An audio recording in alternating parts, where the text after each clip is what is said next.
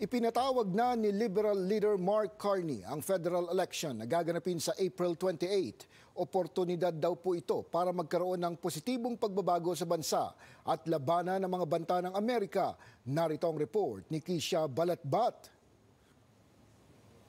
Opisyal nang magbobotohan ng mga Canadian sa mas pinaagang federal election ngayong April 28. Ito'y matapos hilingin ngayong linggo ni Liberal leader Mark Carney kay Governor General Mary Simon ang pag-dissolve o pansamantalang pagsasara sa parlamento para magbigay daan sa halalan. I've just requested that the Governor General dissolve Parliament and call an election for April 28th. And she has agreed. Ang halalang ito, isasagawa kasabay ng mga bantang taripa ni US President Donald Trump at patuloy na paggigiit na gawing 51st state ng Amerika ang Canada. We are facing the most significant crisis of our lifetimes because of President Trump's unjustified trade actions and his threats to our sovereignty. Our response must be to build a strong economy and a more secure Canada. Ayon kay Carney, pagkakataon ng halalang ito para magkaroon ng pagbabago sa bansa. I'm asking Canadians for a strong, positive mandate to deal with President Trump and to build a new Canadian economy that works for everyone. Because I know we need change. Big change. Positive change.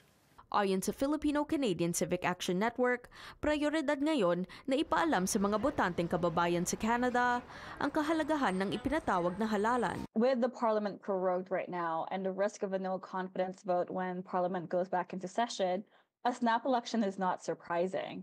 It allows for Filipinos and Canadians to choose their next federal government, especially with a new liberal leader. We want to make sure that the Filipinos and Canadians across the country can have a say in who they would like to lead the country next. Nais din daw nilang makita ang interes ng mga Pilipino sa politika ng Canada, habang layon din nilang matulungan ang mga kababayan na maintindihan ito. Kaya inihahanda na ng grupo ang isang community space sa Abril bago maghalalan para talakayin ang mga isyung mahalaga sa komunidad. We want to make sure that our Filipinos, our kababayans, are well informed coming into this federal election. And most importantly, please get involved. Please sign up to volunteer on a political and/or advocacy campaign. Learn more about what federal elections mean to you, and make sure that you are out there getting involved in any way that you can, because this federal election can really change a lot in the way that our country is going. Maaaring pumunta sa elections.ca upang malaman ang mga dapat gawin para makaboto at makakuha ng iba pang mga karagdagang impormasyon sa halalang gaganapin sa April 28. Kisha Balatbat, Omni News.